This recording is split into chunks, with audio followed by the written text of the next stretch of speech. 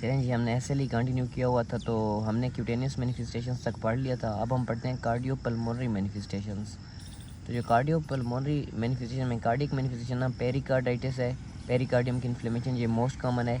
इसके अलावा myocarditis, Libman Sacks endocarditis.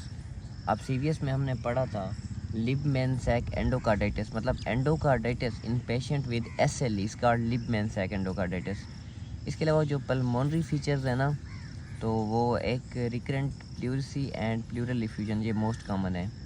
इसके अलावा श्रिंकिंग लंग सिंड्रोम और न्यूमोनाइटिस ये लेस कॉमन है। ठीक है, जो मोस्ट कॉमन है वो प्लूरल इफ्यूजन और रिकरेंट प्लूरिसी है।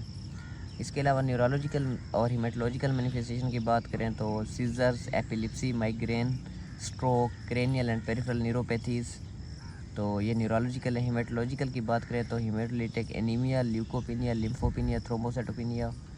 क्योंकि ये एक ऑटोइम्यून डिसऑर्डर है ना, तो हमारी बॉडी के सारे जो ब्लड कंपोनेंट हैं, सेल्स हैं, वो फाइट करते हैं बॉडी के डिफेंस के लिए, तो वो कम हो जाते हैं। इसलिए ल्यूकोपिनिया, लिम्फोपिनिया, थ्रोम्बोसाइटोपिनिया हो जाता है।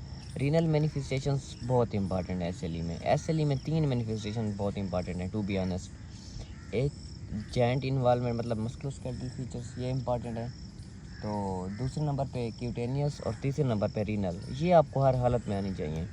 तो रीनल मैनिफेस्टेशंस क्या हैं? ये डिटर्मिनेंट्स हैं डिजीज़ की प्रोग्नोसिस की, पेशेंट के सर्वाइवल की। जितनी रीनल मैनिफेस्टेशन की सेवेरिटी ज़्यादा होगी, पेशेंट के सर्वाइवल के चांस उतने कम होंगे।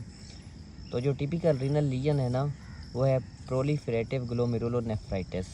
ठीक है, ग्लोमेरुलोनेफ्राइटिस हो जाती है इसमें, जिसके नतीजे में मतलब प्रोटीन यूरिया होता है। क्योंकि हमारी जो ग्लोमेरुलर मेम्ब्रेन है ना, ये प्रोटीन्स को नॉर्मली रिपेल करती है। हमारे मतलब यूरिन में प्रोटीन नहीं आती, क्योंकि ग्लोमेरुलर मेम्ब्रेन का भी नेगेटिव चार्ज होता है और प्रोटीन्स का भी नेगेटिव चार्ज होता है, और लाइक चार्जेस एक दूसरे को रिपेल करते हैं। लेकिन जब ग्लोमेरुलोनेफ्राइटिस हो जाती है ना, तो नेगेटिव चार्ज लास्ट हो जाता है ग्लोमेरुलर मेम्ब्रेन का, और उसके नतीजे में प्रोटीन्स इजीली पास हो सकती हैं यूरिन में। तो इस वजह से प्रोटीन यूरिया हो जाता है। फिर यूरिन में आरबीसी कास्ट पेयर होते हैं। तो डब्ल्यूएचओ ने ना क्लासिफिकेशन की है ल्यूपस नेफ्राइटिस की। रीनल मैनिफेस्टेशन जो है ना एसएलई की, इसको कहते हैं ल्यूपस नेफ्राइटिस। तो इसकी जो डब्ल्यूएचओ क्लासिफिकेशन है ना, इसमें जो क्लास 1 है ना, इसमें इसको कहते हैं मिनिमल मेजेंजियल ग्लोमेरुलोनेफ्राइटिस। क्लास 2 को मेजेंजियल प्रोलिफरेटिव ग्लोमेरुलोनेफ्राइटिस।